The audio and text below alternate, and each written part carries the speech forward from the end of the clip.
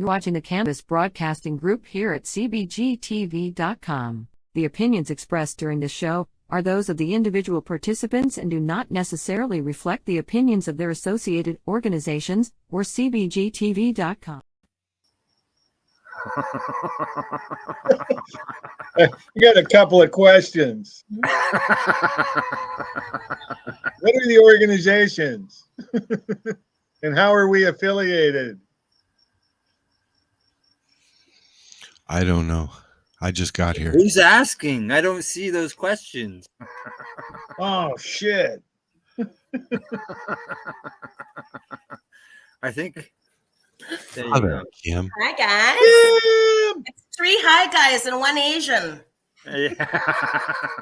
Sounds like a naughty porn movie. I'm about to get more Asian as the minutes go by. Why are you eating Asian food? No, my eyes just get smaller as I smoke more. Hey. Thank you. No offense. I actually got away with it once in a going through a yellow light. Cop stopped me. Carload of girls, and I basically almost started crying and said, when I like someone told a joke in the back, and when I cry, my eyes shut. I didn't see that it turned yellow, and I got off. Do you put a little accent in there when you do that? No, not usually. That's reserved for creepy guys at the bar that you pretend you can't speak English for. No, speak English. No English. Exactly. English. You know English?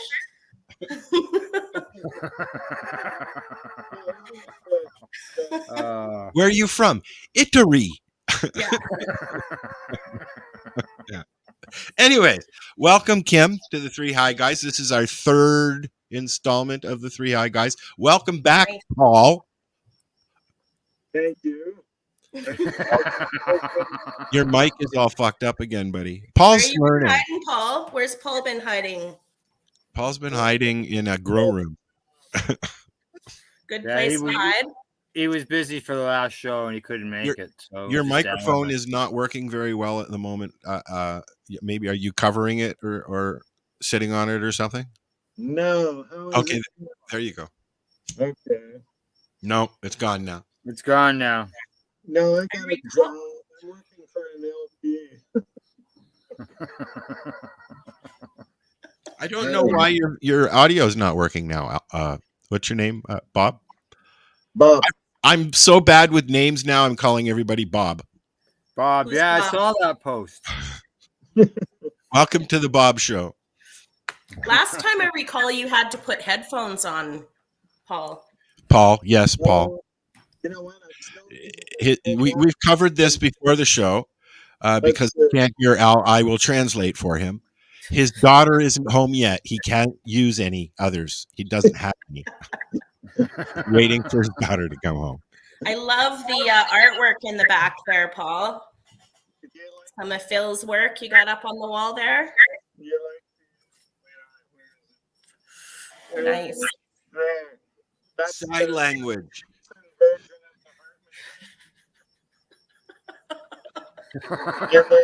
Let's offend everybody today. You guys are real high tech, eh?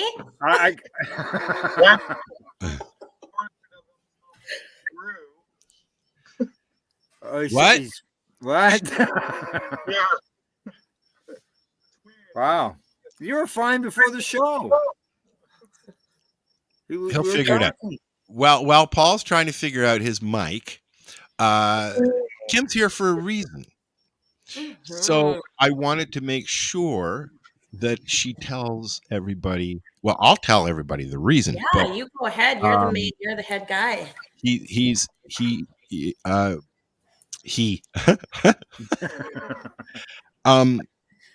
out, man. Spit it out. Well, it's been 4 months now.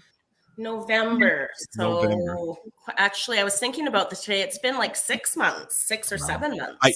I've been here 9 months already in Terrace Bay. Yeah. Just phew. 1 minute I'm giving Alm all my tables, and the next minute I'm up here. Yeah. Yeah. Next day or something. it's been approximately 6 months since our friend Alan Park passed away from prostate cancer, which he had beaten twice before. Probably more than that, I would say. And I think because it metastasized, it was probably hard to tell at times where it actually was attacking. I know a lot of Paul doing that, by the way. Yeah. I think I'm back. Can you hear me? Is that where the echo's coming from? Yes. Hang on, Paul. Well? Let me do some. I'm fixing it, Paul. There, I put your echo cancellation on, Paul. You should be all right now. Okay, how do I sound? There you go. So, Great. okay. Welcome back. Welcome back. So, go ahead and continue, Kim, what you were saying. Yeah, he died from cancer. Let's just put it that way. It was diagnosed in the prostate, but I'm sure it traveled to many other areas as the journey went on. And I met Alan and Paul at the same time. And when they were doing this, Paul went, "Oh God." I actually love these so much. I wish more of them had gotten done from the photos that got sent like that. Well, this is the photo that most people would know Alan from, because this is the one that I've seen in a lot of articles and stuff like that. Yeah. Right? And then we've got the Green Grush logo up. Now, the reason I have all this stuff is because on Thursday, we are going to be starting rebroadcasting the Green Grush with Alan Park here on CBGtv. Cheers to that. At the top of the hour, if you're interested in what Alan was doing, we've got a few minutes of his first episode, which I'm going to be running on Thursday at 7 p.m. here on CBGtv. Awesome. And you'll be able to also hear the audio version of it on wherever you can get an audio podcast. You'll find it, believe me. So let me remove Alan off the screen. He's always such a prima donna, just always in there. I've got a new one in the works, actually. I don't know if you guys remember the John Carpenter film, They Live. Yes. Okay, that was mine and Alan's, one of our favorites to watch together. And he liked those graphics, the obey and those graphics. So I did find a picture today off that movie that I definitely want to get ready for one of the episodes where I can lay over a picture of Alan. Well, you guys did a lot of like Alan Quartermine and Harrison Ford's, characters in a few of those shows, though, didn't you? Or promos, I guess they were. I tried to utilize my very basic Photoshop abilities at the time. I like Photoshop. One thing about Green Grush is everything we did was pretty much done like in the pub or at Alan's house or at mine and Danny's house. We didn't source out a lot of anything. Everything we did on our own, which as we do here. We've always done that. Yeah, exactly. Yeah. So, but I want to say how grateful I am. When Alan died, one of the biggest things that he always talked about, for years before he died, was making sure his word was kept alive.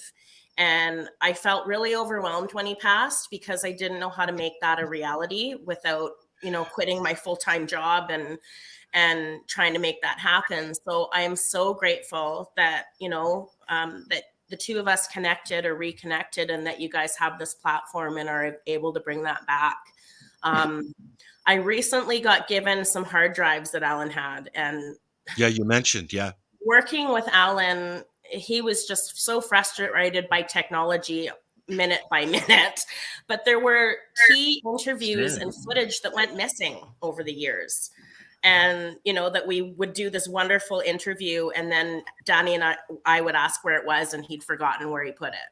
So I'm totally hoping that I can find some of these things that we did together, even some behind the scenes stuff, even that we can continue to release as things go on. Like a best of. Yeah, or lost footage, right? Right. Yes, exactly. Sort of like some music by a band that was never released. or like that dollar bill that somebody found that's now worth $7,000. Wow. Yeah, and I've got a $2 bill. Doing some revisits with some of the guests that we had. I know just yesterday I was really saddened to hear that Vera Toomey out of Ireland lost her little 13-year-old Ava. Yeah. She was a friend of the show. And that woman, for years, they were traveling from Ireland to Amsterdam, smuggling in CBD oil to take her 8-year-olds at the time seizures from hundreds a day down to one or two. So they were from where? Ireland, from that's what I thought. And it sounds ridiculous that they would have to go through that, as England at the time was the largest hemp producers on a medical level because GW Pharmacies is there, right? Or pharmaceutical. And it wasn't even THC; it was CBD at the time. Yeah. CBD. Yeah. Yep. Yeah. And then when she finally fought hard enough and she put herself in front of politicians on TV, made a lot of people angry. When she finally got the legalization, then they wouldn't cover the cost of it. Yeah. And if you've seen the costs that they charge pharmaceutically for those products, it's unattainable. Oh, so sorry. Yeah, so I was saddened to hear that she suddenly passed. Sorry. But also very grateful that cannabis gave her 5 or 6 years of life where she was able to live like a child and smile and experience life. So people like that, I'd love to bring back and see where they are now, right? Not maybe her, but you know what I mean? Mm-hmm. We've kept in touch with a lot of youngsters over the years, like Haley. I talk to her mom now and then. She's been on Al's show many times. She comes on mine. Yeah. And I mean, Al's had for the last little while anyways, because although we do touch base with patients, it's usually just thrown in there. Do you know what I mean? Into the conversation. But Al actually has those patients on his show. Yeah, like little Sophie. Yep. Sophie Jones from Nova Scotia, who's dealing with missing her chromosome gene, and her parents had tried 3 or 4 different pharmaceutical drugs on her, and then when they finally decided, they talked to the doctor, and the doctor said, sort of gave them yes, but it wasn't a welcoming, hugging type yes. And they went ahead and did that. And a few weeks later, everything settled down. And she's off all her pharmaceutical drugs now. And she's just on cannabis that she gets through a licensed producer. But unfortunately, they've had to take a petition to the provincial government there in order to get try to get the provincial government to pay for her cannabis oil. Yeah. So they're fighting that right now. That's craziness, man. Yeah. And yet they'll cover drugs that have known side effects and Ugh. Yeah, the other drugs were all covered. So now they had at one point they were getting on the compassion programs. Well, eventually those compassion programs ran out, expired. You're paying full costs, and then they find out that the strain that she was on, they were no longer producing it anymore. Because it's not a legal seed to legally grow anymore. Well, they just stopped, the licensed producer just stopped growing that strain. Maybe they wasn't selling very well. I haven't got a clue. But they stopped growing that strain, so they weren't making the oil, and now they're trying to find something that works. And I think they did find something. But when they were on the broadcast, they were in search for something that would work. Wow. So we had another lady on the show. I don't know if you keep in touch with her, Paul, Jenny Hallam. Yeah. Every once in a while I hear from her. Maybe you can talk a little bit about Jenny and how she... Yeah. Jenny was on one of the shows that I was the co-host of. Holy Paul, your voice again. Yeah. Oh, Okay, I'll take over. My voice is gone again? Oh, now it's back. Maybe speak See? loud. Guess I got it close to the mic. No. No, the closer you get, the more muffled you get for some reason. All right. How about here? That's perfect. Yeah, that's good. All right. Jenny Hallam is an Australian advocate who has done amazing work down there. And she was in the middle of a court battle when she was on the show. And she's one of the true heroes of cannabis in Australia.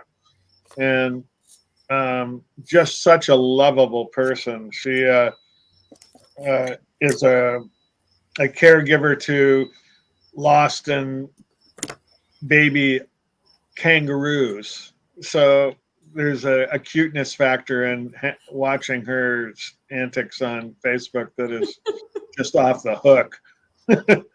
And a sweet person, and really has helped the whole process there in that country.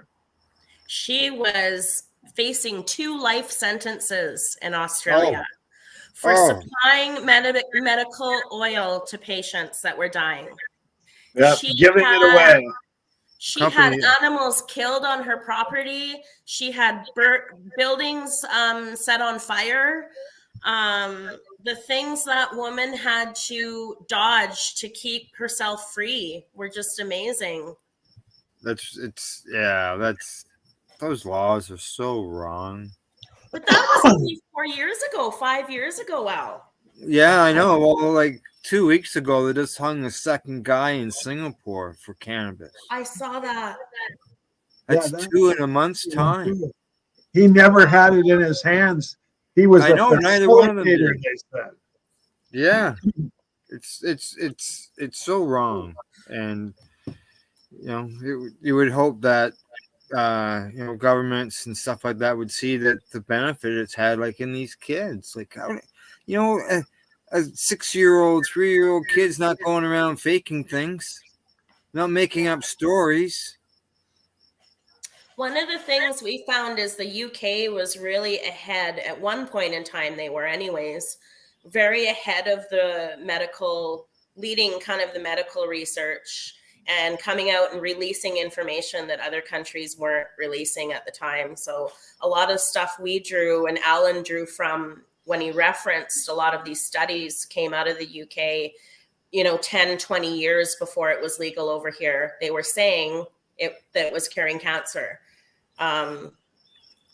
Why do they seem to be giving everybody a hard time? Like there's Billy Caldwell over there too. Hard time. His mother got caught smuggling oil. Like it's. Did you see that? Speaking of kids, Justin Canber has just graduated from college or university or something like that. Justin Canber is the kid that held up that sign and said, "I'm illegally healed." Oh, yes, really? I know that song. Yeah. And I mean, his parents must be so proud. Now he studied cannabinoid medicine or something like that. I just saw a post and I can't remember even what your name is, Bob. So I won't even try and remember what the article said. When I went through and did my treatment with oil, I was kind of shocked at how there was a few close friends that reacted really adversely to my choice of medication. Yes. And it was weird. And I was chastised because I didn't suffer. Right? Like it's not a normal kind of treatment because it's very pleasant. Really. So not fear that you weren't going the traditional route, but almost like a jealous kind of factor that you had an easier ride than they did. Yeah, and the weird thing was when I got diagnosed with prostate cancer, 8 of my friends, 2, a client and a business partner, also got diagnosed with different cancers. And none of them made it 2 years. And all went traditional treatment, right? Mm-hmm. One was Angel Rosenthal, who was instrumental in helping Phil get his star on Canada's Walk of Fame. And she was the most knowledgeable person about Phil I'd ever met. And she helped Mike Thomas, who wrote the book about Phil, with the book. She got a Hodgkin's kind of cancer and went in for her first chemo treatment, and it killed her. Oh, fuck. Happens to 2%. They don't tell you this shit, right? They don't tell you to read the drug warnings on those things. And with all chemotherapies, there's a secondary cancer that it causes. Right? Yeah. And another friend of mine, love the guy, Bill Arnett from Owen Sound. And he had been a cigarette smoker. His mother, father, and sister all died of liver cancer. He thought, I'm going to go get my lungs checked. And he got them checked, and he had a couple of spots, and they removed them. And he thought, you know what, I'm going to do preventative chemotherapy. And this sounds like a doctor talking him into this shit, right? And so he starts chemotherapy. Well, each different kind of chemotherapy medicine has a predisposition for a secondary cancer. It says so right in their paperwork. Oh. And the guy was not intelligent enough to suss out the fact that 3 members of his family had died of liver cancer and gave him one that caused liver cancer. Oh. Metastasized so quick that it went to his bones. They had to remove a couple of vertebrae. But you do come across people who are like, my dad 15 years ago was diagnosed, no, it's been a bit longer now, diagnosed with Parkinson's, and I watched the progression, and as I was learning and finding out about cannabis, he was discovering about Parkinson's, and I said, do you want to try cannabis? And he said, no. My dad was a psychiatrist, a pill doctor from the old school, behavior modification specialist who, dealt with pills every day, not cannabis. He didn't want something that was taking control of his mind the way that cannabis does. I was like, what the fuck are you talking about? Part of we're talking. We got a comment there. Nice format. Love the topic. Yes, I saw that. I think it was also the fear of the fact that it was illegal.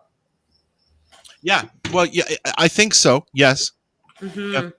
Because one of the things that, looking back at the show that I find really interesting is that all of that show occurred before legalization. Alan was the most unhappiest person on legalization day than anyone I'd run into that day. And I actually asked him, why are you so upset? And he felt like it was the death of freedom for marijuana when that happened, because it brought in so many new laws and criminality charges that went along with it, that he was really unhappy about that. So I think that it will be really interesting to listen to, I think, almost 2 years worth of podcast episodes we have weekly, from a perspective that when he was saying all of this stuff, it wasn't legal. He was still a bit of a pioneer. We were still running into closed doors everywhere we went because we were talking about something that was illegal. So that's going to be really interesting, even for me, to revisit those episodes and the content. Yeah, to watch it all. Yeah. The thing that I didn't like about what he went through was the fact that he got literally shunned and thrown out the fucking door of CBC. Oh. Yeah. Now, Al doesn't know too much about Alan. Not like you guys, obviously. No. So, because he wanted to bring that part of what he was going on into his whatever he was doing, his life, his career. And they wanted nothing to do with it, because if you got sick in the industry, Take some Coke, drink your face off, be well, and do your job. Don't get sick and use cannabis. If you can get a hold ever of the last New Year's Eve special that he did with Air Farce. So Al Graham, Alan was on Air Farce for 10 years, around about 8 or 9 years. And if you watch that last episode, he was so sick doing that last episode. I believe he almost tripped on stage, and he built it into his act because nobody knew at the time. He had just found out himself. So yeah, when he finally did come forward and tell them, by that time he had already started trying non-traditional but non-illegal therapies, bleach, urine, everything that was out there. He had nothing to lose, right? Yeah. Fecal exchange. Yeah. So once they figured out that he was touting cannabis as his main choice, the doors were shut. And I think in the later years, because of the levels of cannabis that he was taking and the type of person that Alan is normally, he just became this entity and this kind of walking bubble of information everywhere he went. So good. Yes, but he was hard to take at times, and that worked against him in times. It closed doors for him.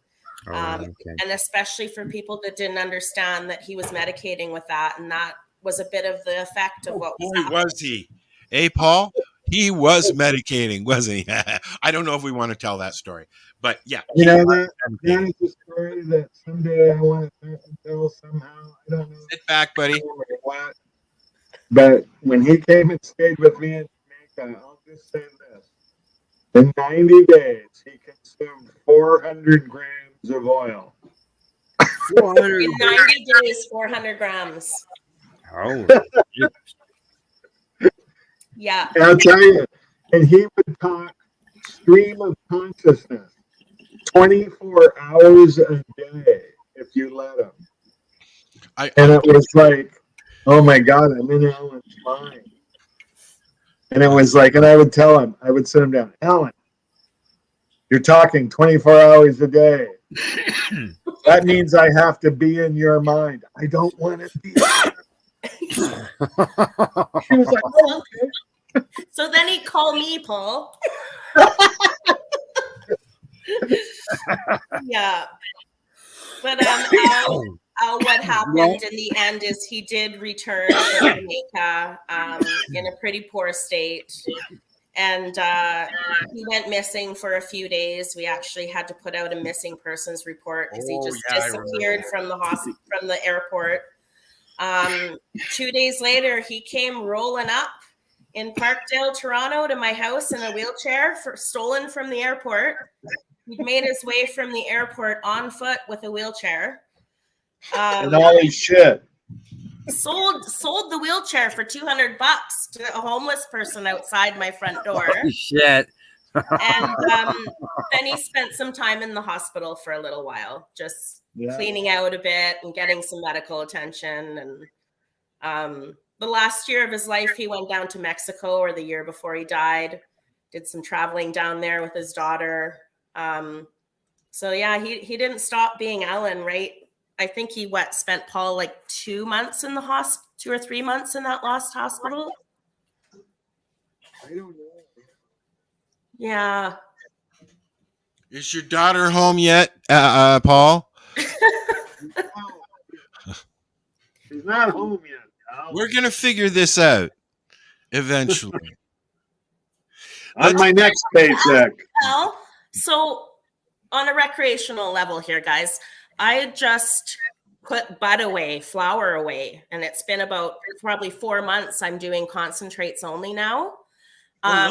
I was yesterday years old when I learned that doing dabs, you're actually not smoking or combusting it, you're vaporizing it. That's correct. Hence the coughing all the time, right? Now, you're using something there. Is that a nail? Because I'm new to this. I'm still using a torch. This was a I'll make it big so you can see it. Al's got the night off because he does this every day. I only do it twice a week. This is a nail, a portable nail, actually. Do you recommend that over using a torch? Well, it's a set temperature. You know what the temperature is. I used torch for a long time, and then I switched to an e-nail, and that is because I can set the temperature and it'll stay there. Okay. And this is a portable unit that I got sitting here on the table, so nice. Comes in handy. Yeah, the only thing I'm trying to figure out, like I need to get a bubbler, I think, again. I've lost my bubbler, and going out, I'm having trouble with figuring out, like taking joints for the ride was always, so easy, and people kind of accept that. But hauling on a piece of glass can be misconstrued for doing other types of drugs. So sometimes it's easier to whip out a joint and have some toke with some joints, or if you got a one hitter type thing. Depends on where you are, what situation you're dealing with. Exactly. I've gone, you go to events and all that, and sometimes you've only got time for a quick puff, right?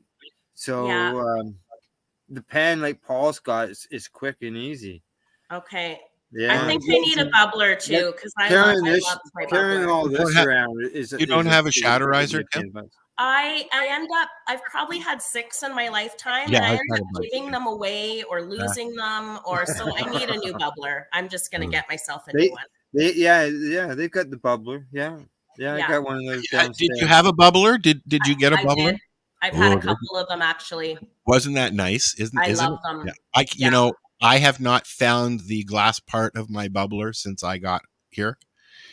Well, don't tell Matt, because he'll be very upset. That's what I'm not using a shatterizer, but I'm smoking one. Nice. Nice. It's actually the first time I've bought any dabs from a retail store. I bet you that's Kim's phone. No, it's the guy's phone. Oh. Yeah. It's coming from Kim's end of the broadcast. Yeah. It's coming from the west side of the country. We've got some new stuff we want to run. It's only 2 minutes long, and then we're going to come back and continue our conversation on the Three High Guys with Kim and Paul and the other Al about Alan Park's Green Grush, which we will have a few minutes on in the middle of the show, so you get an idea of what he was going for. This is CBGtv, and we will be right back.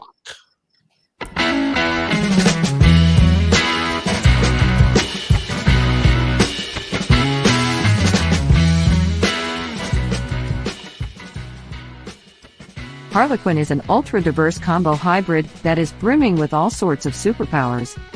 Boasting a really high CBD level, around 1 to 15%, which is a clear indicator of its medicinal abilities. It is also why this strain is a favorite among doctors who are looking to prescribe something potent for the fight against chronic pain.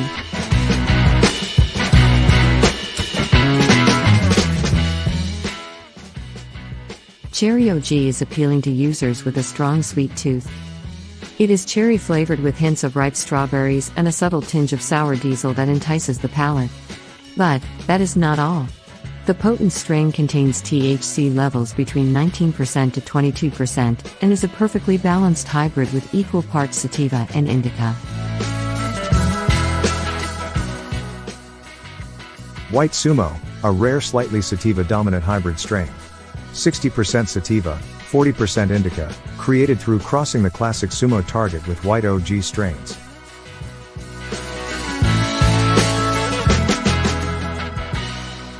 Banana Mac, also known as Banana Miracle Alien Cookies, is a slightly indica-dominant hybrid strain 60% indica and 40% sativa, created by crossing the delicious Banana Kush with Miracle Alien Cookie strains.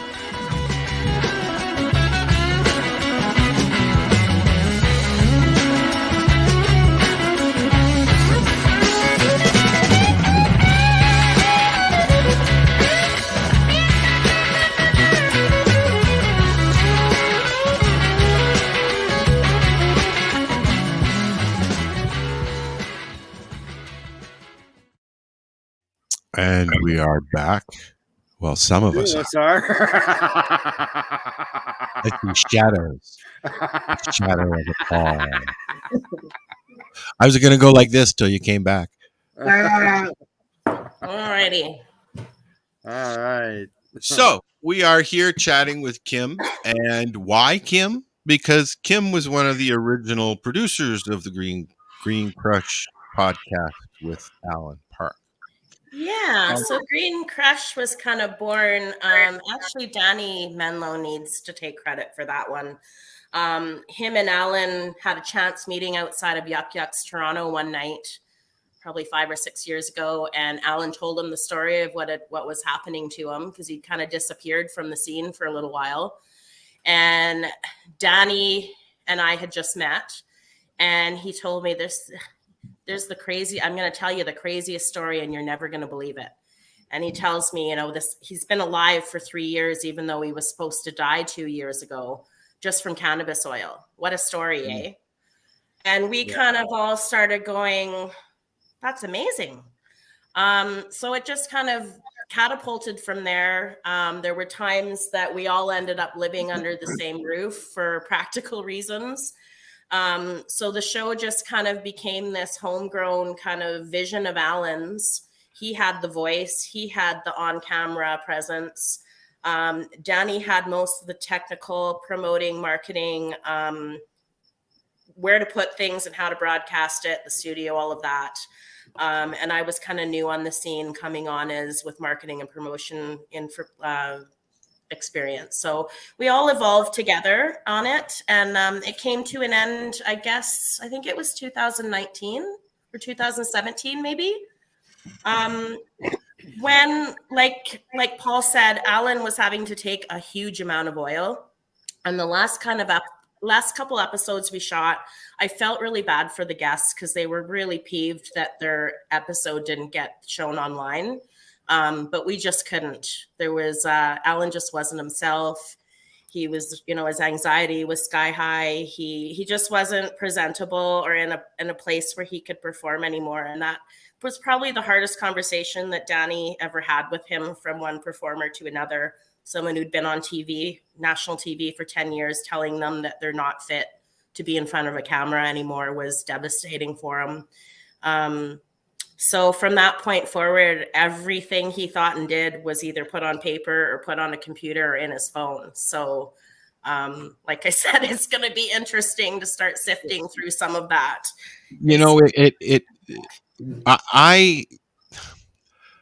I've got ADHD bad. And Alan was, okay, I got a story.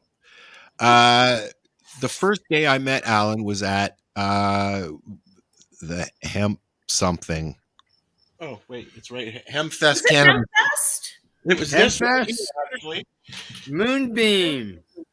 This right here. I don't know if you guys can see. Oh, wait, hold. Let's put the Or camera. was it the hot box thing? I thought you guys met at the hot box thing. No, it was this thing here. It was the Hemp Fest Cannabis Fest Expo. So that's when I met you too then. Yep. And we all went out for dinner afterwards. We spent the whole day together. Paul was there as well. We all went out for dinner afterwards.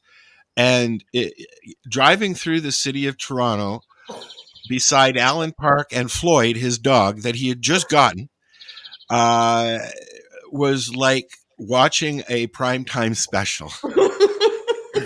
Because Alan had major car anxiety. So it was like, and Danny as well. So we got Danny in the back and Alan in the front. I can't remember. I think Tracy Lamourie was in the back as well. And Mary Jane was there, I think. Yeah. And we all went off to Cabbagetown to go to dinner. And it was a very interesting ride. I bet. So Alan lived in Scarborough out in Rouge Hill. And so every recording day we would drive in, which was down in King Street, downtown Toronto. So it was about an hour and a little bit drive. And so the thing that he would want me to do is break down the numbers of the episode into a numerical type value. So let's say the episode was episode 152. 1 plus 5 is 6, plus 2 is 8.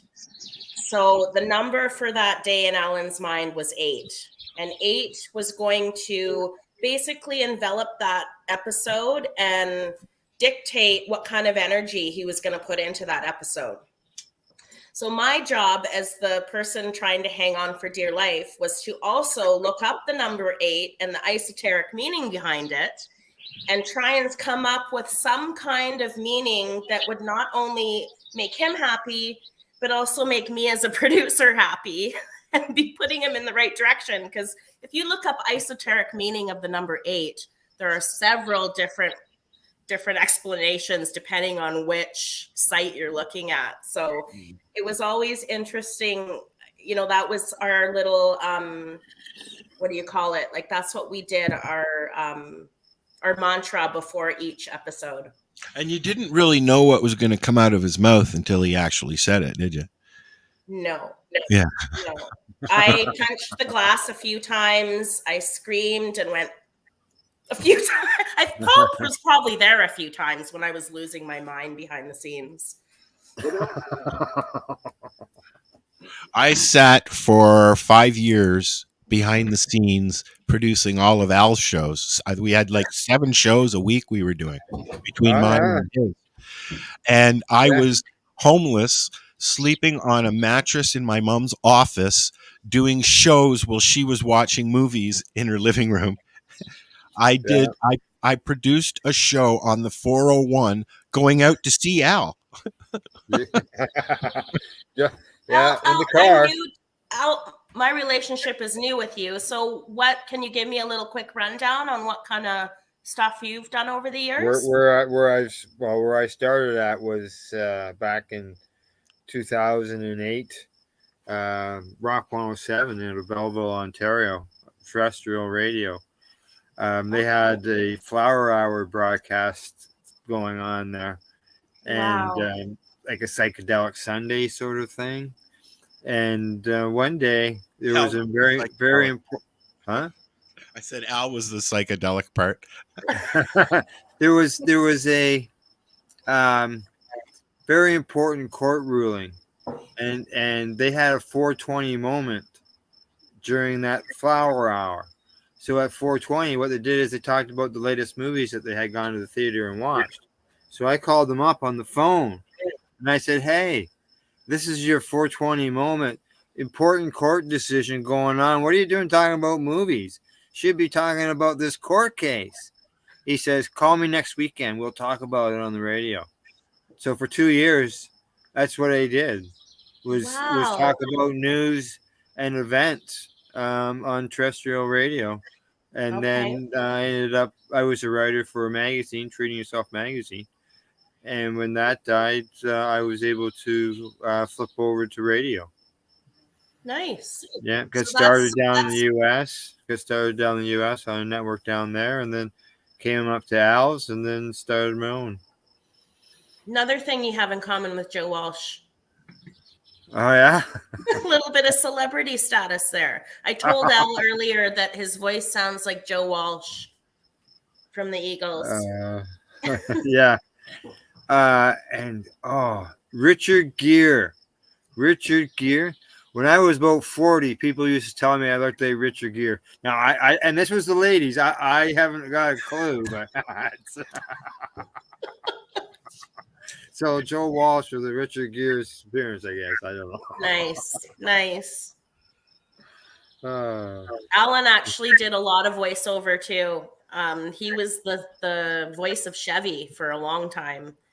When you'd hear that, yeah, for 5 or 6 years, he did the voice of Chevy all over Canada, and then they kind of got out of radio. Like, there's not a lot of, it's more TV and that kind of thing. Mm-hmm. But yeah, he did a lot of comedians do voice work, right? It pays well, and they've got the chops for it. So yeah, good. Mm-hmm. Yes. This our Facebook user friend, they've made some more comments. They said that they've worked with street people using medicine, so they could relate to what we were talking about at the time, and how it's helped people. Obviously, there's cannabis substitution programs across Canada. We did one. We did Hope in Hamilton for a year. Yeah. We had sometimes over 250 people come in an afternoon just for a joint or a cookie and a bottle of water. Wow. Yeah. Yeah. And there's one thing that I found out chatting with these folks. There's a huge community that lives down in the ravines of Hamilton that's made up. A lot of veterans are down there. I was going to mention veterans. And PTSD. they had sent somebody up from the group to speak with us about getting some extra packs that they could take down for people who were so messed up with PTSD in a ditch. Basically, they couldn't even come out of the city, come into the city to get one joint a week.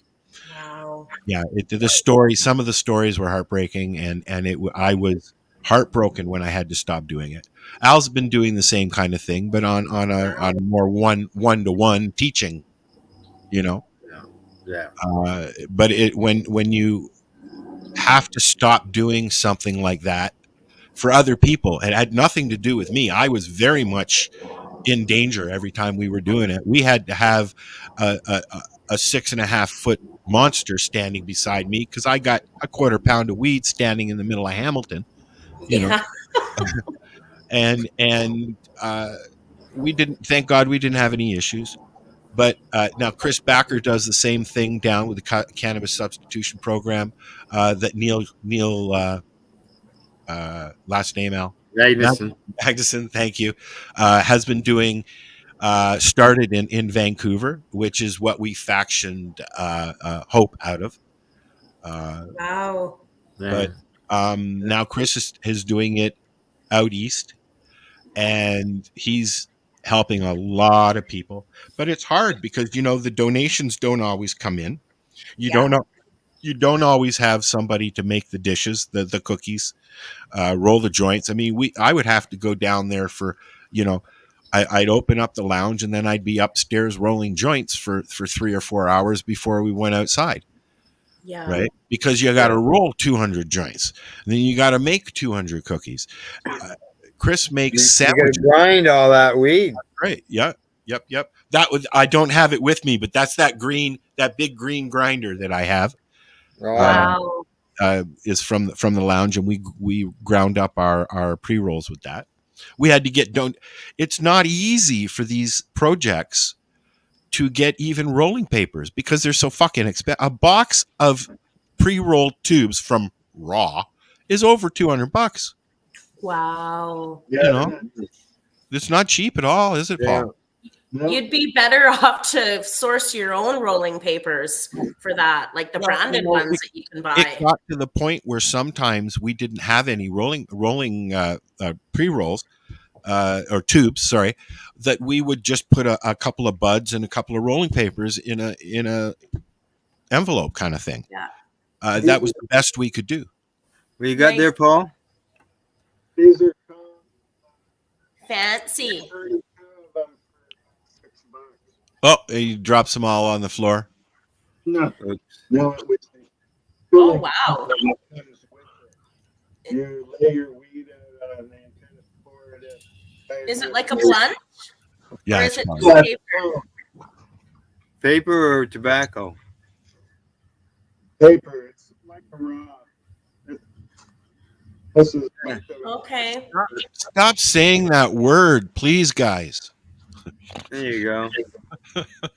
I like those king palms too. Have you seen those? They're a palm leaf, and they're in a cone. You fill them, and it's got a terp release in it. So you squeeze the filter, and it releases a terp flavor. And you're smoking 100% palm leaf. They're called king palms, and they're really cool too. Mm. But on the topic of what you're talking about, Al, I've been recently doing a lot of research and reading of Gabor Mate, who is the doctor who started the first needle exchange clinic in downtown Eastside Vancouver in Canada, and gets a lot of flack for that, right? But it's kind of prompted me to look into and explore what harm reduction really means. Yeah. And looking around and seeing how many people harm reduction is such a good tool for in the trauma and the PTSD world, right? Well, you know, I think a lot of people need to listen to him talk about what addiction means and where it comes from and all that. Because, it's I know I've listened to him quite a few times, and when he talks about that, it's just right on. It's true. Yeah, I know it had me take another look at the way I looked at things. Yeah, so, definitely. Yeah. Al, you were going to say something? Have you? I can't remember his last name. Peter Ferences. Do you know who that name? They call he was lovingly called Dr. Crackhead. He was very, very open about his addictions. He was an addiction specialist and scientist at CAME. Okay, he's recently passed away, I've found out, actually. But he came on like that was his life, was addiction, his addiction, helping people with addictions. And yet he still consumed. He wouldn't say when the last time he consumed, but he said he would go as far as saying, yes, I still consume. Yeah. I have friends and relatives that are sustained drinkers. They have a drink every few hours. It gets them through the day. They come home, they swallow a vodka bottle, and they go to bed. And they function quite well. There are cocaine addicts that function quite well. Most of the financial district is probably functioning very well. Well, it's what the movies depict. Isn't it? I've seen the movies. Although I know, and movies can't even touch the reality. I was gonna say I don't know how many benefits I could pull from alcohol and cocaine use, other than maybe pain relief.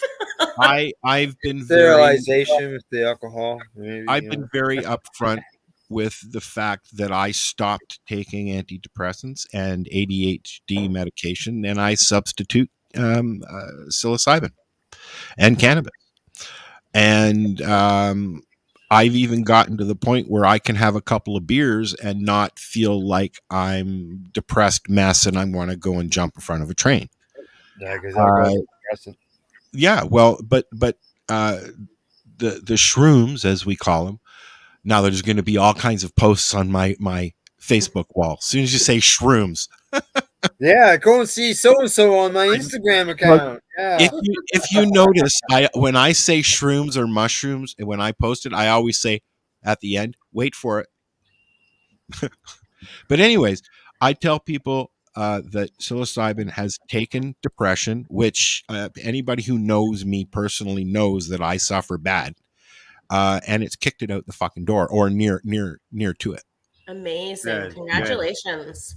No, thank you. That's something to celebrate, man. I'd love to talk to you more about that offline, because sure. I've tried to get off a few different pharmaceuticals myself, and I just haven't found the right mix. So it's something that's always intrigued me. It's, microdosing. I've raised myself up to 0.3. A microdose, people say between 2 and 5. Okay. 0.2 and 5. Yeah. It all depends on how uplifted you want to be. Do you want to be 20 minutes after I medicate, I'm like zoom, zoom, zoom, zoom all over the place. But then I find out about the 4th hour, I get a little grumpy and I would just want to be left alone. But then I wake up the next morning and I'm enlightened and I feel great and I don't need that. But sometimes I take it every day, and sometimes I once a week. I've read that some people who they'll take a microdose, a 0.2 gram microdose, and it will help them for years after that. Wow. Because that's all they needed was a reset. I've done the 5-day reset where you medicate for 5 days and then you stop. Mm-hmm. Right. But now, because I know what I'm going to get and I make my own caps, I'll take 1 or 2, depending on what I got to do that day, depending on how I wake up. If I'm feeling a little depressed, if I'm feeling grumpy, and here's the thing. My doctor knows what I'm doing. Mm-hmm. I'm not hiding it from him. I told him. Never have either. Yeah. He's even gone as far as saying he will help me get a Section 56 when they start allowing it. Nice. So, especially with anesthetic. Yeah, but they overturned that, Al. What's that? They overturned it. They put the kibosh on all of that until more research has been done. Yeah, exactly. So I don't know, but I am open and honest about it. I have several friends that I'm educating about it who are doing the same thing, and they're not as grumpy. They're more uplifted. They're being more productive every day. Yeah. Nice. It's just, I mean, I would not have gotten through the death of my mom without it. Quite frankly. Awesome. It was good that it was there. It was available for you. Yeah, I thank Paula for that. Paula Huey. Yeah. I thank Paula for that, because she sat me down at the lounge one day when there was nobody there and said, "Here, try this." And then the next thing, we're making chocolates and everything. It was fucking awesome. The funny thing is, before I met Alan, I grew up in Kelowna in a very middle class, vanilla household. We watched the news every night. My dad worked for the city. I worked for the federal government. My sister worked for the civic government. Life was tickety-boo, and we just looked ahead with our blinders on and did not pay attention that was going on the outside. And then I met Alan. And he started talking to me, and I literally put my hand in front of his face and said, "No, I don't want to this. I don't talk about politics with people. I don't want to hear it."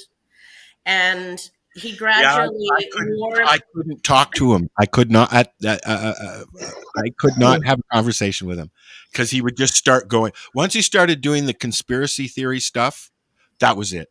I couldn't even talk to him anymore. But someone coming from a household that was very normalized, and you listened to your doctor and you took these pills when they said to, and you were the black sheep if you decided to use cannabis instead. He wore me down, and he got through to me, and he did change who I am and how I looked at the world. There was a time when my family literally shamed me into quitting smoking pot for 2 years, because you're a drug addict. Whether or not you want to admit it, you're a drug addict. Mm-hmm. Normal people don't need a substance to get through the day. So, years of this. So I gave it up for 2 years. I did not sleep without nightmares for 2 years. I was at the doctor constantly looking for some kind of anxiety relief, because, and then Ativan comes along, and pretty soon you've got a prescription happening. So Alan helped me to say goodbye to all of those notions that, it was okay to not follow what your doctor says all the time and listen to what the news is telling you all the time. And yes, he did take it too far sometimes, but he did really open my mind, boy. And I hope that anyone who listens to his episodes, that even if one makes it through and you learn something from that guy, he'll stay with me forever. And that's a great time to say, let's watch a few minutes of Alan Park's Green Grush Podcast, which we start airing from the beginning, this episode, Thursday at 7 o'clock Eastern time here on CBGtv. And we'll be right back.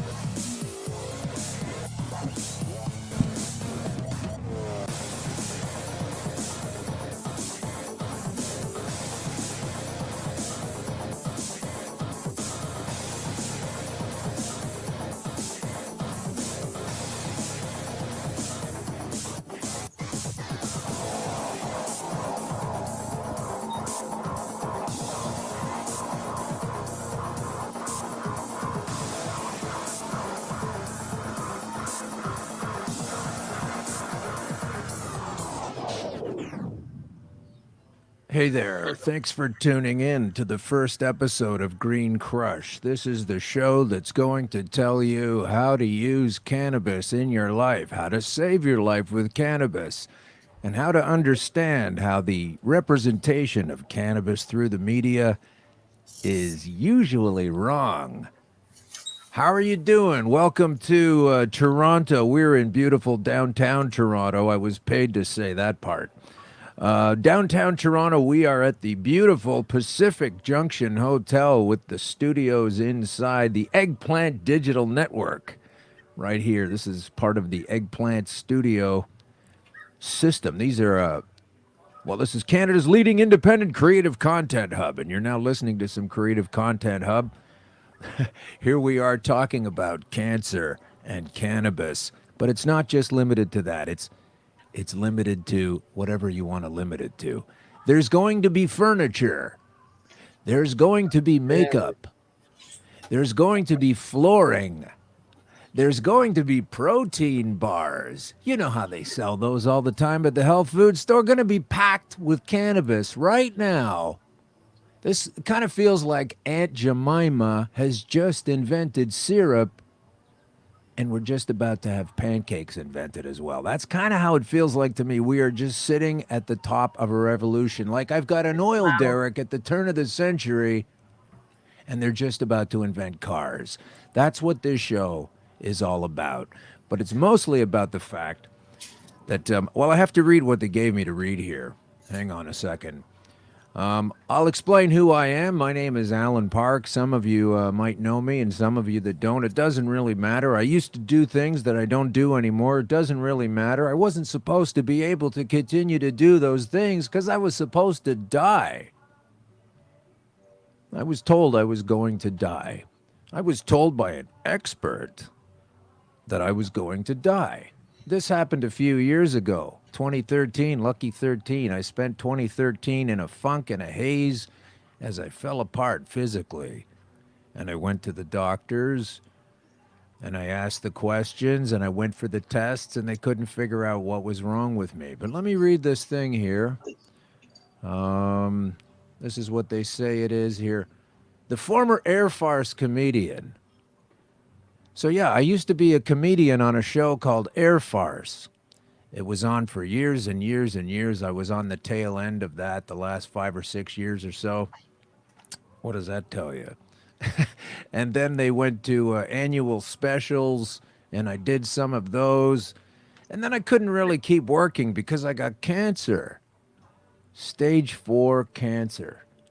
Don't cry for me. I'm okay. I'm sitting here. I've got my green tie on. This is the Green Crush. Everything's okay now. I want to get to that part. I've had trouble talking about this with this in stand-up because as soon as you say you've got stage 4, everyone's conditioned to go, oh my God, this guy's going to die right now.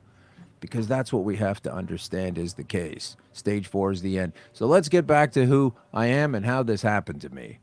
To make it clear, I was a comedian. I was on a show. It was fun. The show ended. That was less fun.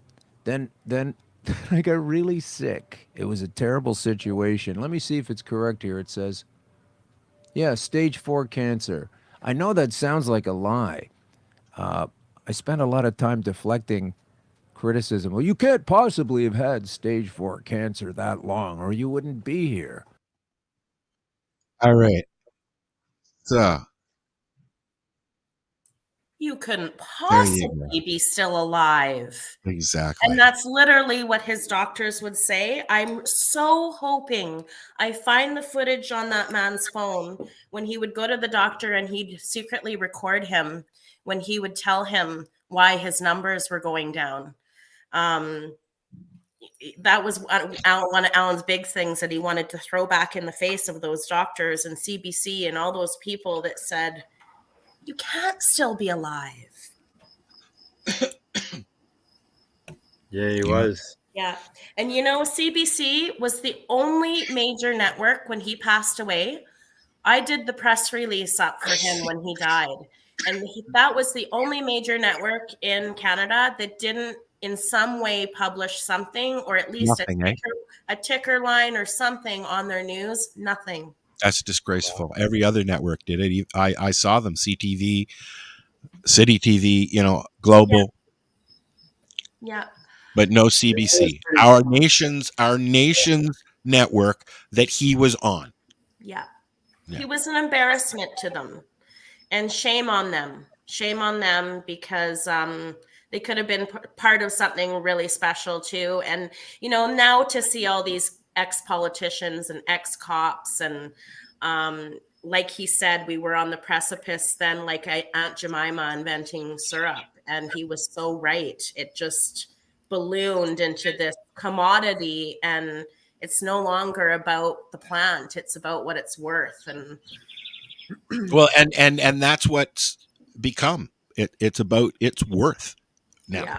It's not, and we're at the point now where it's not going to happen. I don't think. That's just my opinion. I don't know what Al feels about it, but a lot of people that came out of the cannabis community, like Al and I did, and Paul and Kim, are saying that the Health Canada is now trying to strip that medical away from us. They can't do it. But there's a threat that's there, and that threat is being pushed out through the mainstream media. So that's what people hear. Yeah. Like when the government asked the question, can the recreational stores be a substitute for the medical program? That's just paraphrasing the question. It's a longer question. It's 5.2. It was on the Cannabis Act review. And when they started asking questions, can a retail outlet replace the medical program? They're asking that for a reason. Yep. It's not just to get everybody's opinion on it. There's articles coming out left, right, and center on how medical patients, myself included, have decided to forego the medical applications, to forego the whole medical thing, and they're just going to the recreational store, getting what they've found that works for them, and they're going home. So but they want to get rid of the growers. That's right. But they're paying taxes on it, where I don't pay taxes on my metformin. I should not pay taxes on my. The National Cannabis Survey that the federal government does shows that approximately half the people who enter the retail stores do so for medicinal reasons, but they're going to the stores, and it's not maybe of their patients, and they're not talking to somebody with some information to give them an idea, at least an idea on what to do, because when you go to a store, they can't talk. They're not supposed to, anyways, talk medical. They seem as a medical user now, is the MMAR still grandfathered in, or is that all been done now? No, you have to have the newest version of that. So has it reduced the amount of plants and significantly? What is it called now, Al? Well, we get our license through the ACMPR, which was swallowed up into the Cannabis Act when it became law back in 2018. But prior to that, it was a separate thing, but now it's all in the Cannabis Act, and we still have to apply for once a year. Still get our doctors. They still treat it like a prescription, but they say it's not a prescription. So do you choose your grower, or how does that process work? Well, personally, myself, I just grow my own. Yeah. But some people can decide to have a designated grower, or they can turn around and select licensed producers that they may want to purchase from. Okay. And is it still prescribed per plant? Like grams. It's done by grams. Per grams. And then they convert it. Then they convert it over. Like I have 5 grams on mine. I have 5 grams, which gives me 9 plants outside and 19 inside, I think. But I can't remember if that includes 4 or not. I don't know. I haven't looked in a bit. Yeah. For 25 with an indoor-outdoor license with 25 plants, it's 17 inside and it's 5 outside, Technically, you're not supposed to grow at the same time, but it's hard to continue with the medicines that you find that works for you. You have to overlap in order to bring things in for the winter. That's right. It's foolish. We've had these conversations with Jack Lloyd on the Funny Radio Show. I found out this medicine works, but I gotta throw it away. You're not allowed to use it. And succession planting, like how do you get consistent cropping if you're not succession planting and having it? Yeah. Perpetual gardens. You always got both growing. You got the vegetable going, you got your bloom going, and go, right? And I think it also gets more confusing and harder for the authorities to police this stuff, because now everybody in Canada per household can grow 4 plants legally. So how do you determine, Quebec? In Ontario? Yeah. Just can't forget about the people. No, but it's Canada wide, isn't it? Isn't the recreation? Yes, it's a joke. But Manitoba doesn't allow their growing. So that's the course.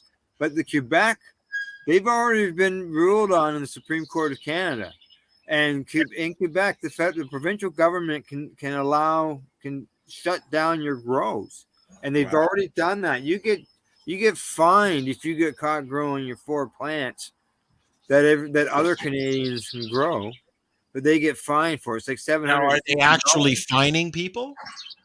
Well, they're eligible to be. If they're not, the threat but is. What I'm getting at is, are they actually doing it? I don't know. Because I know, there was a time in Canada before legalization took hold where, even though it was still illegal, they weren't bothering medical growers. I mean, I've had friends, who I'm talking about, Al, that had military helicopters hovering over their farm. Yeah. Okay. Because they were growing, and I mean, and now we can do that. I don't have to worry about a cop walking into my backyard and going, "You're under arrest." But yet, if I, as a medical person, puts too many plants out, I could still go to jail. Yeah. Like like I said, there was 5 plants in with an indoor outdoor and 25 gram. You got your 5 outdoors and legal, and then you got your 4 recreational. So there's 9. Yep. But if you put out more than that, then you're risking your medical license as well as being charged on top of that. But I know a lot of senior medical cannabis patients who have been for a long time, since Section 56 was the way to go. I've had mine since I MMAR, so that was 3 programs ago. The alphabets of medical cannabis in Canada. Yeah. But I mean, would I take at this point in 2003, whether I have my medical cannabis license or not is my fucking business, not yours. Yeah.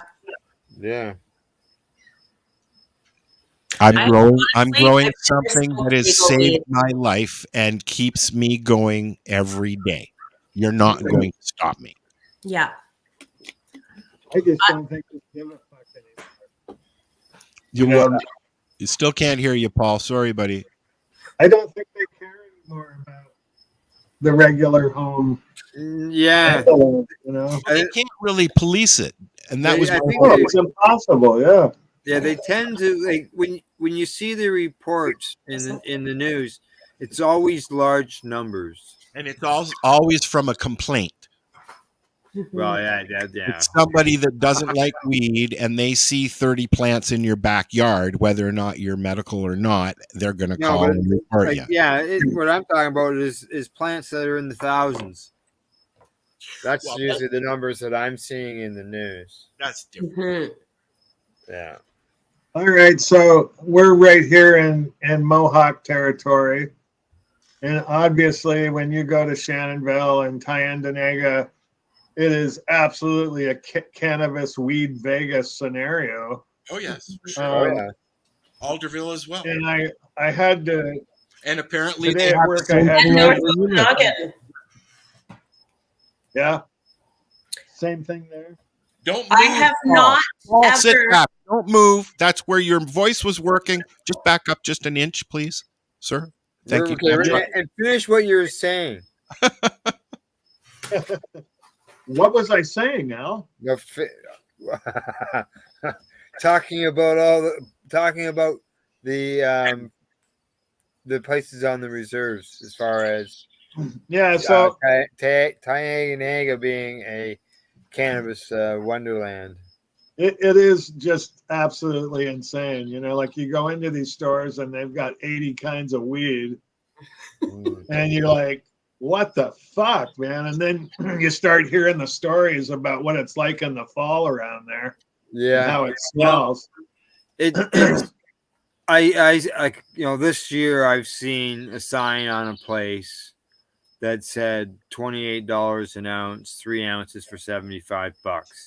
And then I know of another place that I saw last year that had a sign that said $10 ounces. Like, oh yeah, you see that a lot. I was just gonna ask about prices because we're on our on our native land here. We're seeing you can get pretty decent pot for $75 an ounce. Pretty decent. They're smalls or whatever. Shatter, $15 a gram for branded shatter, not house shatter. And there are a few, I want to say, legacy market mail order places in BC specifically, because that's where they seem to get away with it. Mm-hmm. The BC Bud Express, for one, has good stuff. I've been ordering since I've been here because it's the only place that I know that is reputable enough to give me a good stable supply that's not going to choke me out. How do you think they're doing it for that price though? I don't, they're same way the reservations are doing it. They're farming out. They've got people that grow here, there, and other things, and they buy off the res, or they buy off of private people who are growing. That's, they have a supply chain. Some of them grow it themselves. Some of them farm it out, just like the reservations do, just like the LP market does. Because I wonder sometimes how you can even produce a gram of shatter for $15. Like, I don't know. I know that I can produce a gram of resin for nothing because I have a squisher behind me. So does Al. He has my old one. Just saying. Okay. And then you grow your own, and you grow it outside, so that reduces your cost. Yep. But still, I understand where you're coming from, Kim. For them to be able to produce it at $15, if they're buying that and paying someone to produce it, to make it. Yeah. Well, like I said, this is branded shatter. This isn't house shatter. So I just wonder, like, sometimes it's just too good to be true. On the Mohawk, every one of them kind of has a brand that they work with. Like Mohawk Medibles has, live resins, vape cartridges, stuff like that. And they all have some angle they're trying to work, Well, in Tynagaga, Legacy 420 makes everything. I don't know. I don't know if they're growing anymore. I wouldn't want to say. Al would know more than that. But yeah, that's what I say. They were working with Dr. Paul Hornby for a long time before he passed away. And so, I mean, Tim is a very good friend of the station. Good friend of mine too. And we've had a number of tours. And it's amazing walking into his facilities because he's got the shatter making machines. He's got the pop making machines. He's got this, he's got that. And he markets, and Al gets his juice. Nice. Al gets his juice from there because he's got a formula that you can just go squirty, squirt, squirt. Al's got Crohn's. He has to watch what he ingests. Yeah. But Tim Barnhart is 100% on the medical. He's there. He's on it. He knows about it. You know. Yeah, look, it's just. Yeah, see, these are screenshots of a video. I'm like Mary Jane, where I fight IBS, and that's where I'm finding the concentrates are really helping over smoking the flower. I find that concentrates give me heartburn. Yeah. I'm on heartburn medication. Are you on like Zantac or something for? No, it's a prescription one. I actually have had to have procedures on my esophagus and because of scarring. So it is something that I definitely have to take a prescription. Not like acid reflux then. My buddy Dean lives down the road. Has an esophageal issue where he's got a pouch here, and that pouch, because it's so close to his lungs, has caused an infection, a chronic infection in his lungs, where he's coughing up like a baby does most of the time. That's why we call him gurgles. Sorry, buddy. But, seriously, though, he's using cannabis to sleep because of, it's painful, right? Yeah. So he's got his license and he's doing his thing, and we're growing together and learning how to do it and trying to help him. And his wife has leukemia. Mm-hmm. And so we're trying to find a regimen that keeps them going.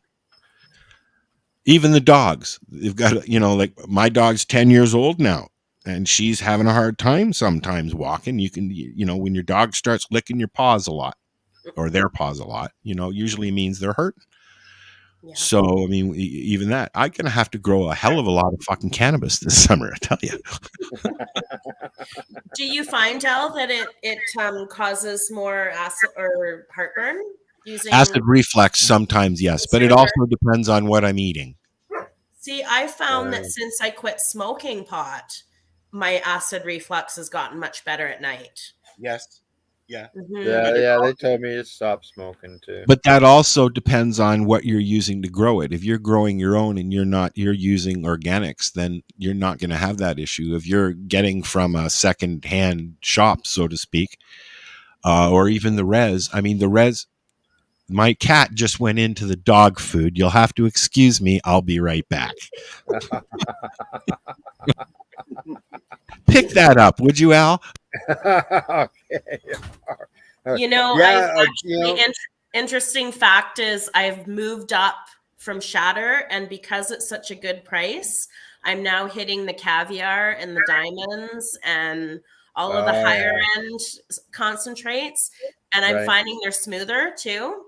I'm missing the terpenes. I would love to find a way of bringing some of the terpenes back in.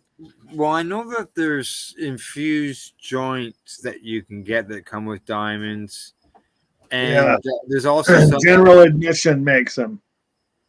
Okay. They make it that's infused with terps and diamonds, and then they roll it in keef. Oh, wow. Wow. And who's that again? General Admission is the name of the company. Okay. My favorite one is called Peach Rings. Yeah. Oh, yes. I know Remo's got an infused joint. He's got a 2-gram joint that's infused with diamonds and kif. The added terpenes, I know some people like that and some people don't like that. Yeah. I like it when it's real cannabis terpenes. Yes, mostly, exactly. Right? I do miss the flavor in the higher end concentrates. But man, there's crumble, there's butter, there's wax, there's resin, there's rosin, I remember when rosin was the big new thing, and now there's like 10 more since roaches. You got to remember roaches. There's roaches. Bugs. There's some rosin we made. Nice. How's the flavor on that? Good. Let's see what else I got here.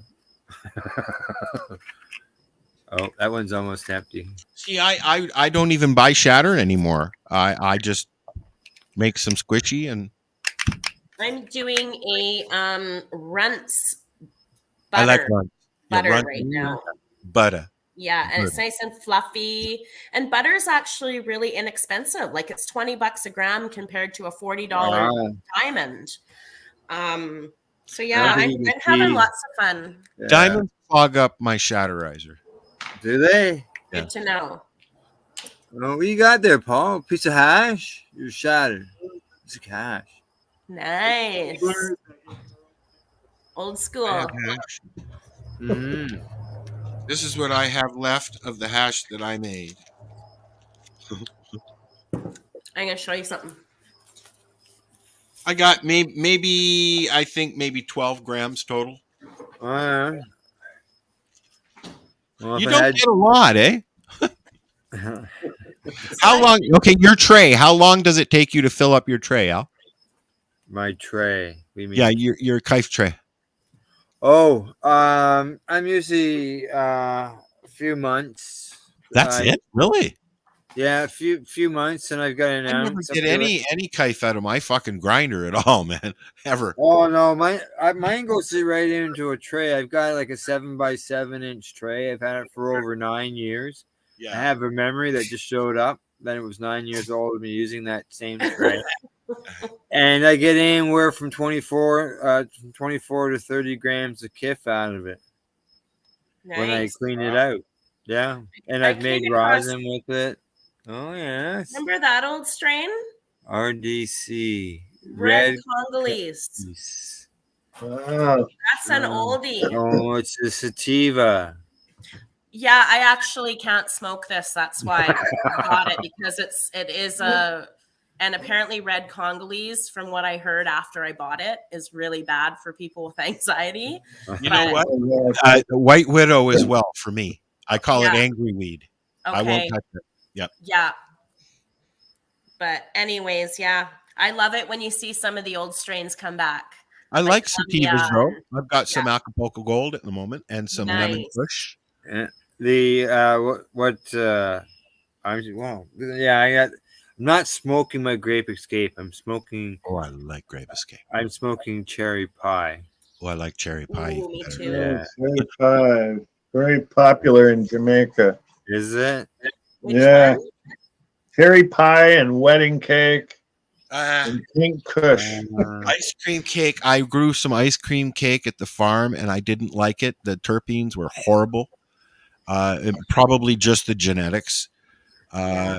But my friend who grew it as well said she didn't like it. There was no taste to it at all. So I just threw it into the hash bucket. There you go. I'm always pleasantly surprised by Sensi Star whenever I see Sensi it. Star is good. I've had that many times. Yeah. That's an old strain too, eh? Mm-hmm. I'm just an old school girl, Al. Yeah.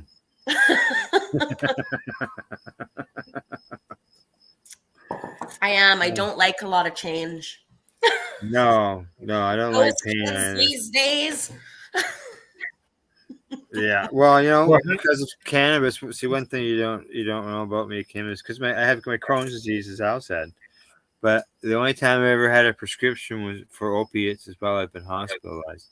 Otherwise, it's just always been cannabis. Wow. That I've been using. Yeah, I don't use pain control. I'm on other medications. Like I'm on an infused drug that I have to take. Yeah. I have to go in every. But nothing for pain like me. Yeah. Wow. What's that? I don't do anything for pain either. Just pot. Just cannabis. Yeah. Exactly. But you know what? Sometimes I wonder why. Sometimes I wonder why, Al, because I'm sitting here in tears because I can barely move. I wonder why I'm not going to the doctor and say, "Give me a couple perks, please." I mean, I took pain stuff for my shoulder after surgery and before surgery, but that's it. Yeah, if you can get away from them afterwards, you're down with them. Do that, because so many people have been, well, look at our. If you don't have the right strain, though, it's not going to work for you. And no, exactly. So this next year of growing is going to be me discovering the strains that I want to use. Yeah. That's why I grew strains for 10 years. I'm still growing. Do you still grow always the same stuff, Al? Yeah, I still grow my Grape Escape. I've had it for 12 years now. Yeah. Same strain. You know what's interesting is I used to source oil for Alan sometimes. Okay, we won't say anything. They have transcript now, Kim. They have transcript now, Kim. Anyways, there were a couple times where we were kind of lost and we were in between sources and we had to use untested stuff. And it's not always that great. Yeah. And how it affected him would just amaze me, the difference between, like a shitty batch and being able to get back on the clean stuff that had been tested and done. So, yeah, I mean, there's good shatter, bad shatter, good pot, bad pot. It's like strains. for a few years, I mean, it's still going on, but for a few years, the market was trying to grab hold of the distillates and the isolates, and then people started shoving that in medical people's faces, and that's just not okay. A distillate or an isolate is not going to help somebody who's really sick. Yeah, no. That is, in my opinion, 420 is all full extract. Well, yeah, but edibles especially. Giving somebody a distillate that's got cancer and saying take this every day and you'll be great. Well, our Facebook user friend has a suggestion. Okay, bring it up. He says it's a food crop. We should just eat it raw in a salad.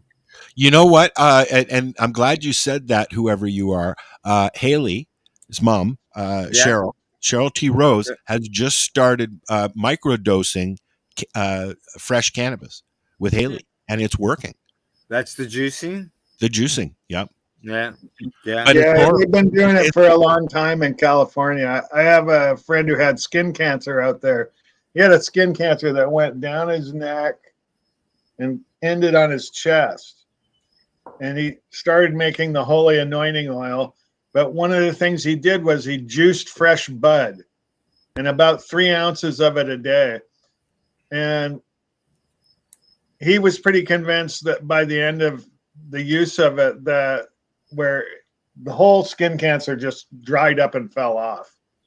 Wow. But he had other complications. They thought he had maybe prostate and lung cancer because he had been a cigarette smoker, right? And the leaf or the bud, Paul? Bud.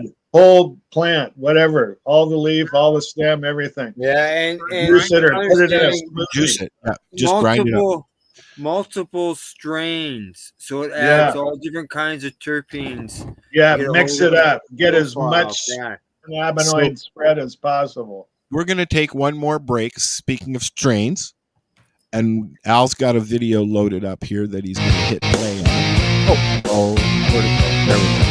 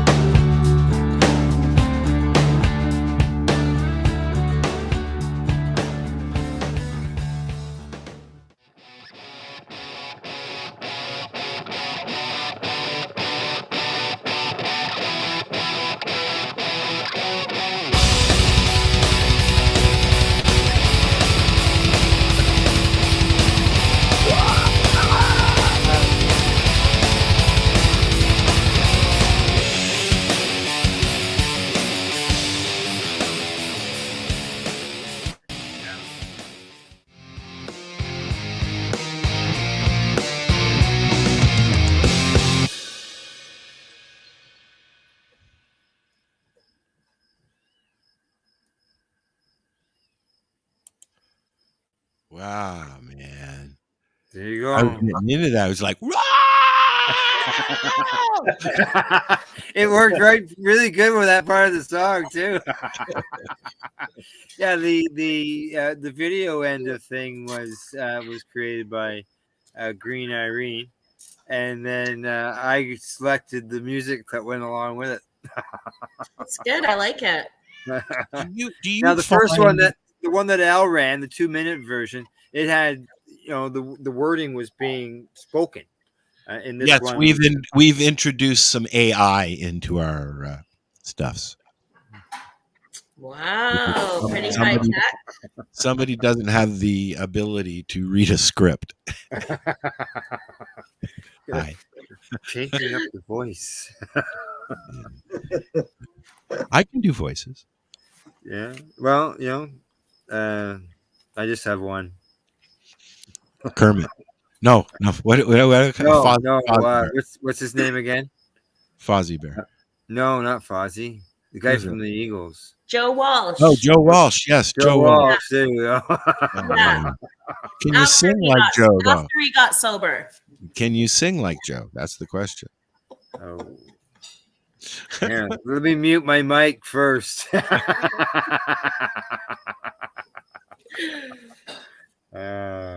So once again, we start airing on CBGtv, the Green Grush podcast with Alan Park, which is Thursday? Thursday? 6 years. No? 2 years, I think. 2 Or years. We ran 2 years of episodes, but I think it's about 4 years old, 5 years old, maybe even a 6. little bit longer than I that. think it was I've been in the 2000. city. I was in the city for 4 years. So back in the city. 2006, 2007. Does that sound right? Yeah, because I had just come back to the city. Yeah. I don't know. I'm almost 50, and I swear, like, time has completely become something different now. I turned 60 in September. I'm not looking forward to that number at all. I love it. I love getting older. Like, there's a certain freedom that definitely comes along with it. You don't have to answer to shit, when that freedom starts impeding your abilities to move. Okay, let's. Really sucks. When depending on where you go to for retail businesses, some of them will give you a senior's discount when you're Yes. 55. Yep. 55, I A know. lot of places are doing 55 now, which is fucking awesome. Yeah, So- Denny's breakfast all the way. There you go. Drugstores, other stuff. So you- People give you that discount. It Some really are is 60. freedom 55. Yeah, and my guy's 63, so I get the benefit of both. There you go. Yeah, we're getting our discounts, and You know, when my mom started using the seniors discount, she was only like in her 50s, and I was like, and then I didn't feel right about it. But then she stopped dyeing her hair, and she could play the part. She had gray hair for a few years before she actually turned 65, but then she never used it after that. She never used her senior stuff as a senior. wow. Wow. I think a lot of people are like that. I'll keep dyeing my hair. I don't want the gray hair yet. I'm not ready for that yet. I don't know why, but yeah, no. If it was all white, sure, but the salt and pepper look, I'm not there My yet. mom had gone completely white, and she had actually told me that she was ready for a new picture with her white hair. There you go. Yeah. Yeah. Some It just people never happened. So, Well, you may just find that you just get tired of having to color your hair all the time and just say fuck it. Yeah, but then what? I know somebody who did. Yeah. Wasn't me though. It wasn't me. I don't mind the gray. I don't mind. Oh, I don't like. It's different for guys, though. Guys get more distinguished as they get older. Girls don't feel the same way, most of them, right? Like, I'm still baffled over this whole Botox movement. I don't understand how there's so many natural girls out there that don't understand that Botox is botulism. Like, and it doesn't look good when you get old. Like, I don't know. Some of those jobs are. Yeah. You look like You've Popeye. earned your age. You know what? Speaking of getting older, I just watched the first 3 episodes of Family Stallone, which is Sly Stallone's new reality show. And right out of the gate at a restaurant, he's having a dinner with Al Pacino. It was quite funny, actually. But I've watched the first 3 episodes. It's on Paramount Plus. Or it's on Prime if you have Paramount Plus on Paramount Plus. Back to the beginning of the show. Yeah, and it's not bad if you like that. It's either I watch things like that, and I love all the Below Deck drama right where drama's supposed to be on your fucking TV. Right? Sly's got to be in his 80s now, eh? 76.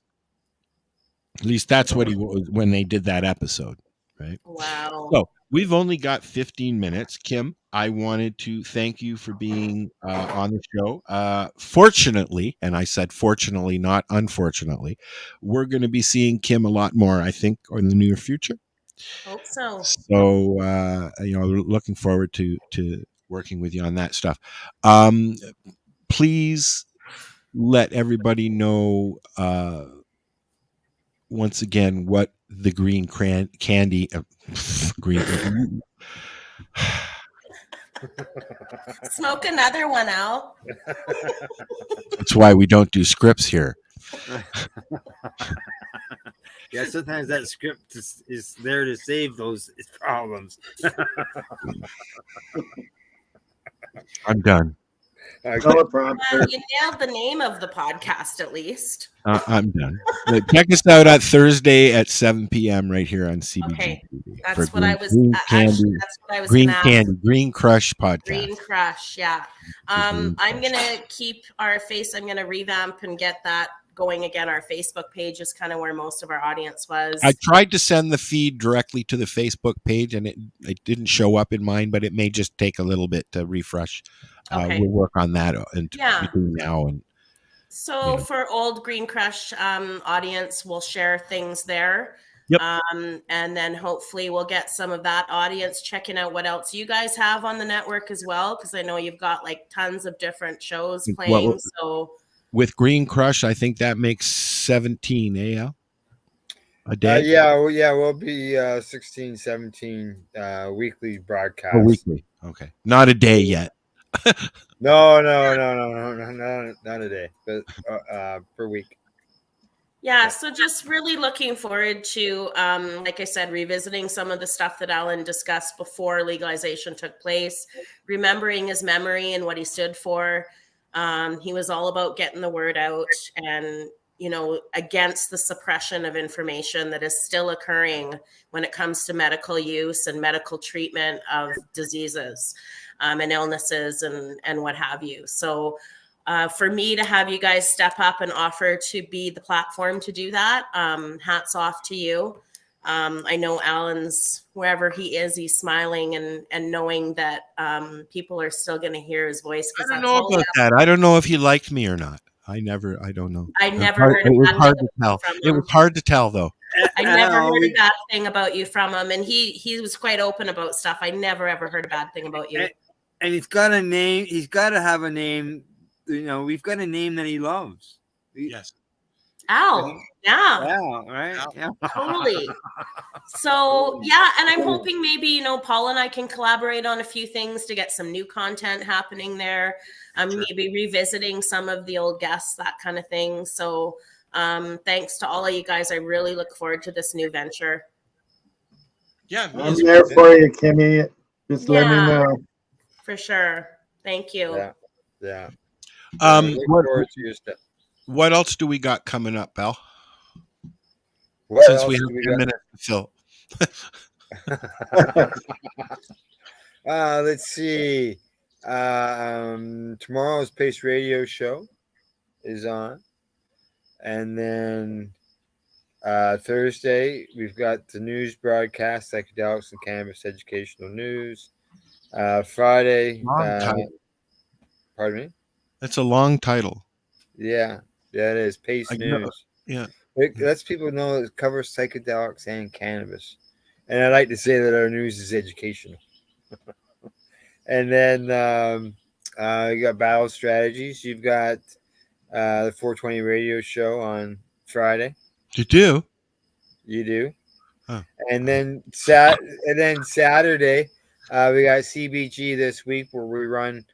Normally we run all the broadcasts back to back. Other than there's a 3-minute time space between each broadcast. Think of that as a time to go to the bathroom. You know, the commercial, it doesn't happen. Okay, because of servers and stuff like that, we have to put 3 minutes between each broadcast. This particular Saturday, anyways, we've got a special airing on Saturday afternoon. We are off to the Lift Expo in Toronto, where we'll be covering that with CBGtv on location. Green, Irene, and myself will be doing the walking, and Al will be running the board from way up north. Yes, I am Northern Ontario Al. Nice to meet you. So we'll be walking around talking to people, different people at the event. We've got ourselves some northerner than you. Yeah, and we've got some media passes, and we're going to go in there and talk to people. Yeah, and Irene is going to be there. We're going to have a booth. So if you're listening and you're going to that's at the ICC. No, that's at the ICC. I'm sorry, I'm a month ahead. Yeah, that's in July. We'll talk about that maybe next week. That's when we got maybe next time. Yes, exactly. All our ducks in a row. Yeah, I'm rewinding ahead. Sorry. I just going to ask. I just hit a gravity pocket and it took me to July. Okay. What was that, Kim? I was just going to ask if you guys are still attending some of those hemp fests and lifts and all those kind of things. Yeah. We were at the Karma Cup, and then we went to the last one, which was the Canna Expo. The Canna Expo that was going on in Toronto. What happened for 420? Al, did you get that sheet I sent you on Kenny Hotz hosting the Six Nations Cannabis Cup in July? Ooh, cool. You talking to me? Which Al? No, I don't remember that, but I thought I sent it in the chat. I'll send it again. Okay. He's hosting the whole cup. So where's that? Wow. I think it's going to be in Hamilton. Oh, really? Yeah. July 15th or 14th. Cool. No, I'm tired. Yeah, wow. We're sorry to hear that, Gail. You just told the whole world you're tired. Have a nice nap, Gail. You want to come and water my garden for me? Yeah, I gotta go. Sounds like I gotta go water her garden. Closer, I would help. I gotta go water my garden too. Thanks for reminding me. I have to bring my plants in. She got home from work. We got supper cooked and eaten, and then out the door she went to our granddaughter's ball game. Aw, that's nice. And so she's just gotten home from that, and no time for rest. No, simple pleasures in life, though, eh? Yeah. So here we have 8 minutes left. Do you want to plug anything, Kim? I don't know. Do you think you're going to be able to stay awake, Al? Yeah. Are you good? Okay. I'm going to have to get Al an espresso machine. No. Although I wouldn't mind a new Keurig because I can make tea and mushroom tea in my Keurig. I got a dog that's waiting to go for a walk. So yeah, me as well. Yeah, I know where I'll be doing when I'm done. Oh my goodness, you guys are hilarious. I'll be going from this chair to the chair on my deck while my dog plays outside. Yeah, I'll be leaving until the seniors come along, and then I'll be back in the house. So quickly before you guys leave, tell me how this came about. How'd the three high guys come about? You know what? I have been trying to put this show together for about 3 years. I had some friends, CJ Price and John Hurley, who were going to do it with me. But then the lounge closed, and, and then I said, Al and I have always wanted to do a show. I mean, we do a lot of stuff together, but we don't usually do shows together. Yeah. Because we realized a long time ago that the conversation just keeps going. It's even hard to stop the conversation sometimes. Sometimes that's right.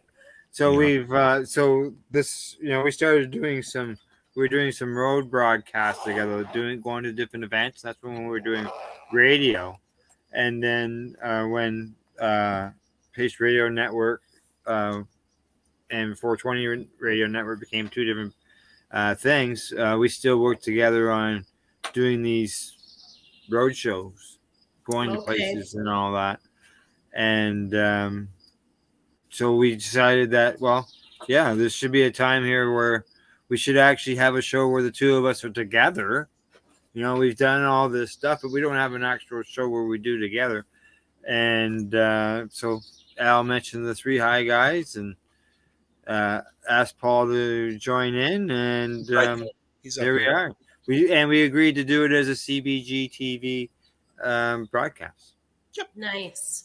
Yeah. Nice. Even though we are simulcast right now on Spreaker, which puts us on iHeartRadio. We're live on TuneIn Radio. For those who are audiophiles, we're on Audible. Lenny was. I said to Lenny, did you know we're on Audible? He said, no. And he looked it up because he didn't believe me. He says, there we are right there. And then he walked around work going, I'm on Audible. Well, I just found it funny because, like I was saying, Alan was always about the numbers, and his whole thing with Green Grush was the tripod, the triangle. He called it all the time. It was me, Danny, and him. And so it was interesting. It was the number 3 all the time. And I'm on the Three High Guys podcast, number 3. So when I saw that, I was like, he is here. He's here and watching. Yes. So. Yeah. Right. Yeah. I'm looking forward because, I've only seen a few of them. I've only seen clips. I've spent a little time with Alan and got to know him a little bit, not close to like you and Paul, obviously, but I know that he had a certain energy about him that sometimes was so much that I couldn't even talk to him. You couldn't even think about him. Yeah. No. He was an empath. He was a bit of a warlock. Mm-hmm. And he had he was one of those people that when you were in his presence, you knew it, not because he was a celebrity, just because of his energy. I mean, we became friends that first day, him and I. We hung out all day. Him and Floyd and Paul and Al. I was there. Weren't you out there, Al? No, I don't think so. I must have been there with Mary Jane. I was there with Mary Jane. Yeah, Mary Jane, Tracy. Yeah. Yeah. Yeah. So actually, I don't know if it's the same Tracy or not, but this Tracy Lamore. Oh, okay. I was to say because Saturday at the lift thing across the street, they are having the Tracy Curley Lounge. Yes, with Jamie Brown. Jamie Brown started that. Yeah, when Tracy died. Yeah. Right on.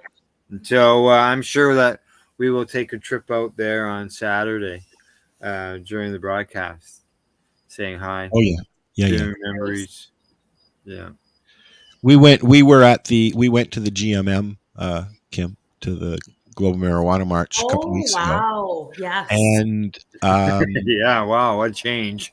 Yeah, there were maybe a couple hundred people on the actual walk where there used to be 25,000 plus. I was gonna say. Yeah, I'm saying maybe 100 people on the walk, maybe. Do you think that they just, because the old group is not, like, what's happened if people jump ship? Well, between COVID shutting things down, cannabis legalization coming in, and a lot of people just got fed up with it. There's no organized Yep. thing for it anymore like there was in the past. Yeah. Now I know that there's been some people discussing in a chat about getting things started and getting for next year. Yeah. I offered to run some promos for them to help spread the word about the event. Chasing mosquitoes, don't mind me. That's what you get for living in Ontario. Yeah, no, outside still. So You don't have mosquitoes there? Not like you guys do. They don't drive their own buses. The black flies here sound like Humvees going by your face. Yeah, exactly. You can hear them coming from like 3 meters away. These guys are like they're warplanes. They just keep coming at you. Yep. And on that note, we've got to go, guys. Kim, thank you very much. We will be talking with you soon. Gentlemen, always a pleasure. We'll see you in 2 weeks. Next week, check out the Coverage Radio Show, 7 p.m. right here, Tuesday nights, every other Tuesday night. And peace out. Green Crush, Thursday, 7 p.m. Eastern Standard Time. Eastern Time, yeah. That's right. All right, guys. Peace. Bye-bye. Oh.